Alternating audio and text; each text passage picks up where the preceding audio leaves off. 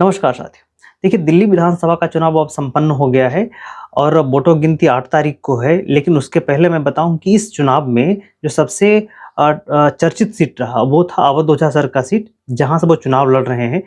अवध ओझा sir चुनाव लड़ रहे थे पड़पड़गंज से, जहां से पहले मनीष सिसोदिया चुनाव लड़ा करते थे। और अवध ओझा सर के सामने थे रविंद्र नेगी, जो बीजेपी के उम्मीदवार हैं। मैं 5 बजे तक की बात करूं कि 5 बजे तक लगभग 58% वोटिंग हुआ था। ऐसा माना जा रहा था कि कुछ और वोटिंग होगी और लगभग 60% तक वोटिंग का रेशियो जाएगा। ऐसा कहा जा रहा है कि पड़पड़गंज चुनाव में कांटे की टक्कर है। ऐसा लग रहा है कि रविंद्र नेगी इस बार पड़पड़गंज से चुनाव जीत जाएंगे। और इस विधानसभा चुनाव का जो एग्जिट पोल आया है, उसमें ऐसा लग रहा है कि बीजेपी इस बार सरकार बनाती हुई दिख रही है। लेकिन बात आती है अवध ओझा की। अवध ओझा सर एक शिक्षक से राजनेता बने थे और वो बहुत शॉर्टकट तरीके से राजा से महाराजा बनने की कोशिश में थे। उसी कोशिश में उन्होंने आम आदमी पार्टी से चुनाव भी लड़ा था।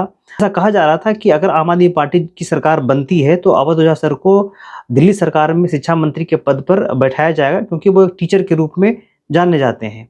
लेकिन अब जैसा कि एग्जिट पोल दिखा रहा है कि बीजेपी सरकार बनती नजर आ रही है, तो अगर आम आदमी पार्टी सरकार नहीं बनती है तो अवध ओझा सर का भविष्य क्या होगा? जैसा कि लग रहा है कि वो इस सीट को निकाल पाएंगे कि नहीं निकाल पाएंगे। अगर वो नहीं निकाल पाते हैं, अवध ओझा सर इस सीट से हार जाते हैं, तो क्या आने वाले 5 साल तक दिल्ली की राजनीति में ही चप्पल घिसेंगे कि फिर से अपने पुराने पेशे में चले जाएँगे? ये देखने का विषय होगा। आपको क्या लगता है कि अवध ओझा सर आने वाले समय में संघर्ष करेंगे कि फिर अपने पुराने पेशे में वापस चले जाएँगे? कमेंट करके ज़रूर बताइएगा। धन्यवाद।